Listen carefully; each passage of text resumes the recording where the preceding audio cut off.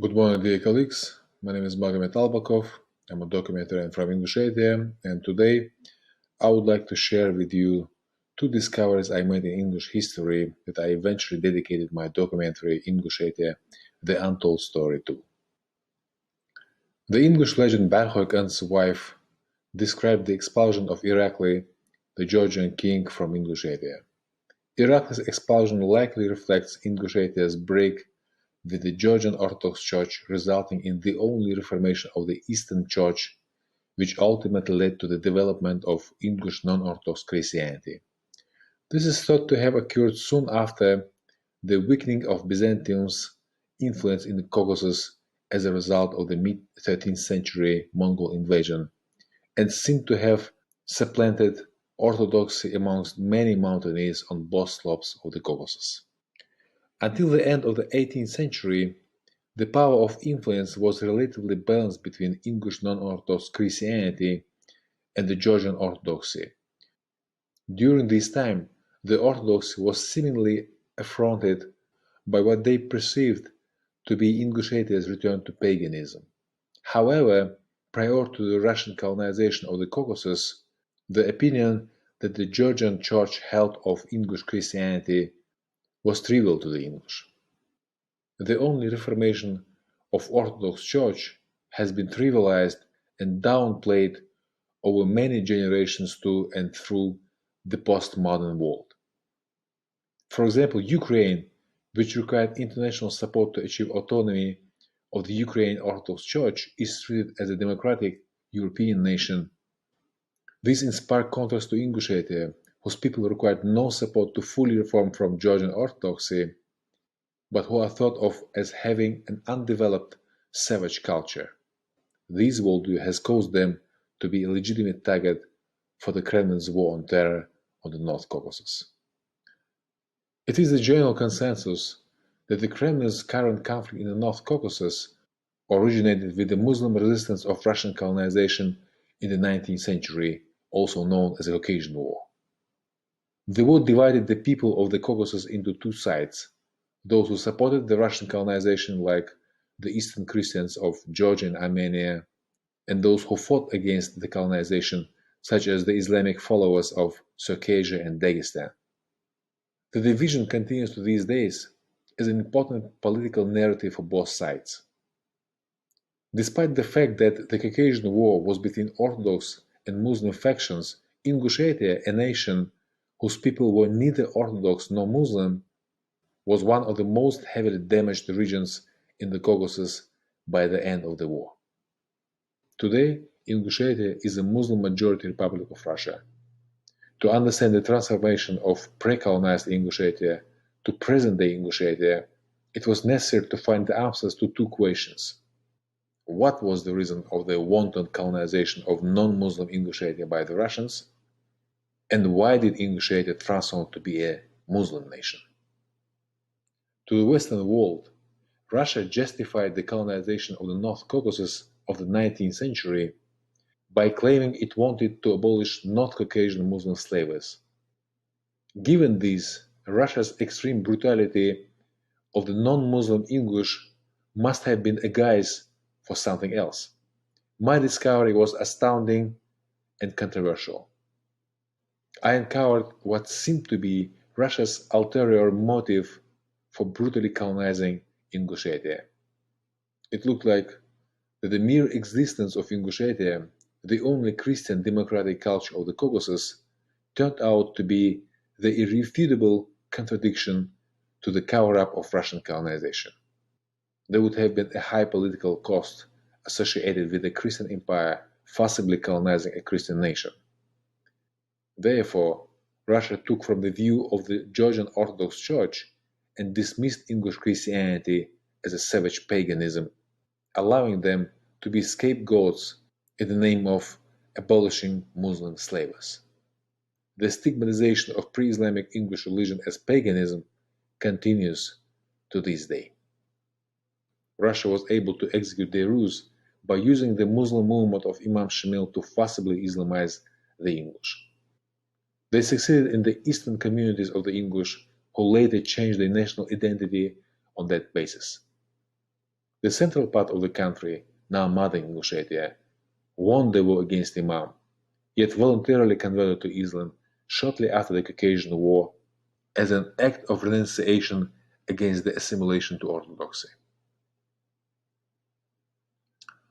For further development of this study, it's important to realize how it was possible to mispresent Ingush Christians as pagans, and now that the proposed account of Ingushetia's history has been established, how will anthropologists use this paradigm shift to reframe the narrative of Ingushetia's past, present, and future? It's said that the victors write history. Historians from Russia, Georgia, and Armenia have dominated the study of the Ingush and Caucasian people. They all still tremendously benefit from the Russian view for the Caucasus.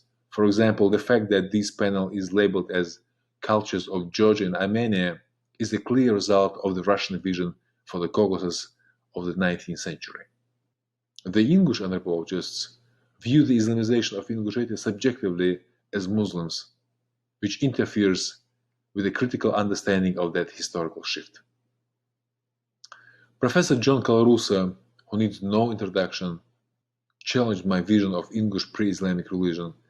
Appealing to the horns embedded in the Ingush temple, he stated, "I think the cattle horn structures are absolute giveaway that we are looking at some pagan retention here. In addition, there were many other pre-Christian elements in the Ingush pre-Islamic religion, such as the name of god Dela or pre-Christian fasting Markabar. In fact, they are still present in the modern English religion, and the difference indeed is that today we no longer use the temples where the horns were once embedded. Yet no one disputes that Ingushetia is a Muslim majority nation now. So what is more important for the definition of the pre-Islamic religion of the English? The use of horned temples, or the recognition of themselves as a Kerest or Christian, the monotheistic Dela, the use of crosses, the veneration of gospel and Christian holidays? For me, the answer is obviously the latter. However, comparative religious study are of little use to explain why the English were misrepresented as pagans. For example, in the context of Russian colonization, the Phovi, Georgian Mountainese neighboring Ingushetia, who still practiced pre-Islamic English religion, were treated as Christians. In fact, the Horn Temple, mentioned by Professor Colarusa, belongs to the Phovi community. Later, Professor admitted that it is entirely likely that Christianity was the pre-Islamic religion of the English. However, at the same time, he referred to Ossetia as an example, but Ossetian spread of paganism, even in the present time, is not a revelation. Despite the openness of practicing paganism, they are generally recognized as a Christian nation. I think that our vision of the pre-Islamic religion of the English was under the decisive influence of the Orthodox view, which was established not in the course of scientific discussions, but by the brute force of the Russian Empire. And in my opinion, since the time of the Roman Emperor Constantine, that approach has been the most universal. I also met Professor Kevin Tutte, an outstanding anthropologist who, in my opinion, understands the culture of the Phovi Mountainese better than anyone else. It is remarkable that a Western anthropologist understands a culture so close to the English better than many Georgian colleagues, despite the fact that the latter shared a common language with the Mountainese. In general, I think that the main problem of English study is the weak interest of Western scholars and the lack of collaboration between English and Western anthropologists.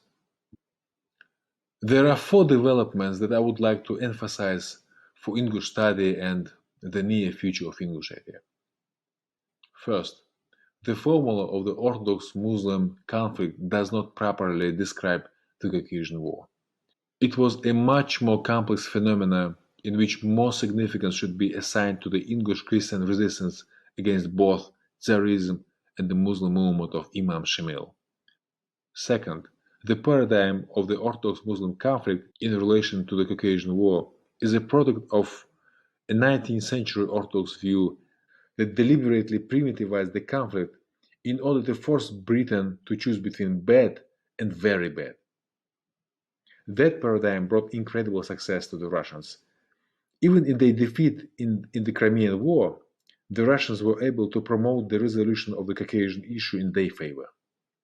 Within this framework, Russia came to the Caucasus in an agreement with the Georgian king Heraclius II, and they eventually conquered the region by inflicting defeat on the Muslim movement of Imam Shamil, which conforms to the history of European Christian imperialism. English Christianity changed the focus from military action to the ideological underpinnings of colonization, or rather, Russia's false abolitionism. From that perspective, the practical value of the agreements with some local leaders or the armed struggle of the others were overemphasized, and yet it has no independent meaning in greater global context. Russia, in part because of Ingushetia, seemed to be just as far from the European civilizers of the 19th century as Islamization was from Christianization. This new take on the Caucasian War returns us to the Great Britain Prime Minister Lord Palmerston's more ideal outcome of the Crimean War, in which he considered international value only to the North Caucasus, while instead Georgia was supposed to be given to Turkey. In my opinion, the British take of the 19th century was historically sound and drew a more sustainable path for further development of the region. For my third point, in the near future, I believe Ingushetia should change the unproductive discussion of how to reform bad Islam to good, or if the Kremlin is to blame for the radicalization of Muslims, to more productive and relevant talk on whether the English would ever be a Muslim nation at all if Russian colonization had not occurred. Outside the Western world, modern Ingushetia is likely to become the very rare example of a society critically discussing the origins of their beliefs. It is this discussion that will allow Ingushetia to escape Kremlin's endless war on terror, because the continuation of this war in Ingushetia will threaten the Kremlin's influence on the ideological far rights in the West. It also should be mentioned that there is a huge number of Orthodox people in Russia who are sincere with their faith. I would not rule out that Ingushetia will eventually become a significant place of religious worship for Russians, just like Mount Athos in Greece. The fourth and final development is that Ingushetia will be viewed as a nation with rich European culture, the sister culture of ancient Greece, which throughout its unique evolution independently survived against orthodoxy in Islamism. My people's culture is still strong and is considered high profile in the neighboring regions of the North and South Caucasus. It is not Islam of the North, Orthodoxy of the South, nor the imaginary peaceful coexistence that distinguishes the mountains as an integral region. Rather, it is the opposing cultures of Ingushetia and some mountaineers of both sides of the slopes that provide the balance to unite the Caucasus. To silence Ingushetia would be to destroy the stability and the unity for the region. Ultimately, the civilized future of the Caucasus is entirely dependent on Ingushetia's tilt of this balance. Thank you so much for your interest.